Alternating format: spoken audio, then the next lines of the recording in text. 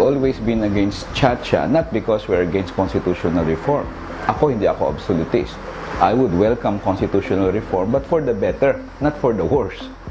Ang nangyayari, in the GMA days, Chacha niya, we exposed it, term extension ng habol ng Chacha ni Gloria Arroyo nung panahon niya. And unfortunately, and very sadly, she's back in power, and the Chacha she passed recently in the form of resolution about Houses number 15, ang laman nun, term extension na naman. At pangalawa, cancellation of election. At pangatlo, pagtanggal ng term limits. At pang-apat, pagtanggal ng prohibition sa political dynasty. At pang-lima, pagbukas ng bansa sa transnational corporation further. At pang-anim, pagkat ng Vice President doon sa line of succession. Go lang tayo sandali sa Vice President.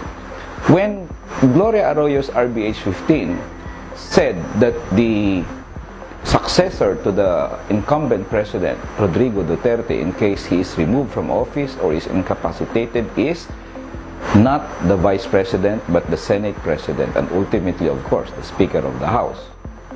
Maraming lumaban dyan.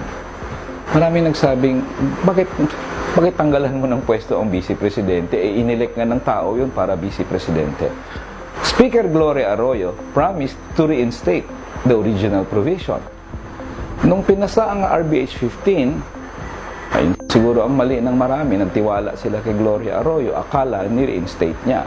Binasa ko kahapon ang RBH15, and I just found out she practically obliterated the office of the Vice President.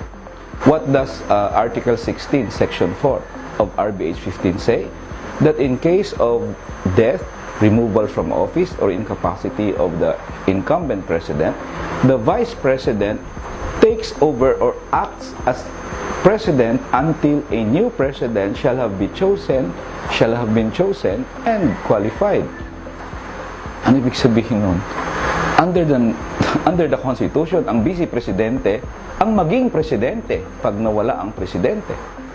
Ito, acting President si Vice President Robredo until someone chooses the President. Who chooses the next President? Sino? Kongreso ang magpipili? O di si Gloria Arroyo na yung sunod nating Presidente niyan pag ganun ang mangyari? That is a recipe for civil war. Bakit? Nag-assume na yung Vice President ng powers ng presidency, tapos merong i-select sila na Presidente na mag-replace sa kanya. Gulo yan dito. So that's one more reason why I would come forward and say, itong Chacha na to, it's not all about the Filipino people. It's not about the benefit of the people. It's not about the development of the country.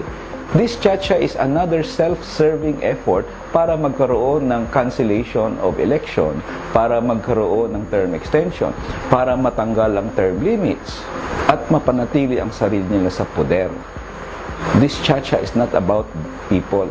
It's about benefits for politicians like Gloria Arroyo and President Duterte. Ang first step talaga ng mamamayan dito is to not be lulled into complacency na dead on arrival na sabi ng mga senador. There is still a chance. Now, I'll go to another point. This is the icing on the cake talaga. Under RBH15 is embedded a provision that will cancel the 2019 elections. Ano yon? Transitory provision. It says, the first election under this new constitution shall be on the second Monday of May 2022. Kaya nila ni-railroad sa House ang Chacha. Kasi minamadali nila. Bakit? Kung ma-approve ang Chacha ng Senado at ma-ratify before May, kahit pa April ang plebisito. Simple lang ang plebisito. Papel lang yan, hindi yan automated. Isang question lang yan. Do you approve of the proposed constitution? Yes or no? Kayang-kayang i-mount ng COMELEC yan anytime. You don't need a big budget for that. Pag na-approve ang Chacha nila by March or even April of 2019, what happens to the 2019 election? It's cancelled. Why? Because the new constitution says that the first election is 2022. Kaya sabi ko, this is a very palatable Chacha now from senators down to the lowest councilor kasi makakancel ang 2019 election. And everybody almost all of the incumbents would like the elections cancelled. So, there is still a chance for me. Bakit? Alam nyo, ang Chacha has always been very powerful. Lahat ng Chacha, always very powerful from the start. Whether it's the Chacha of the former presidents or even this Chacha under President Duterte. In the middle of these Chacha efforts, they lose steam. Bakit? Nalaman kasi ng tao yung content.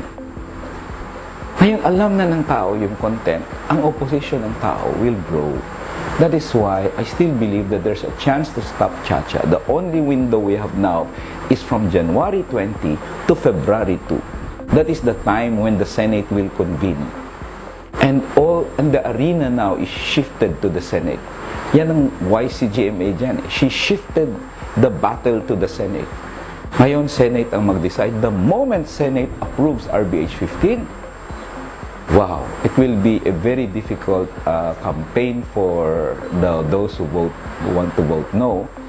Kasi government have the resources, the pro-Chacha people have the resources, and the repressive political conditions do not allow for a free deliberation of Chacha.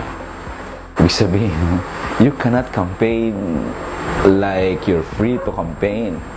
Takot yung tao eh.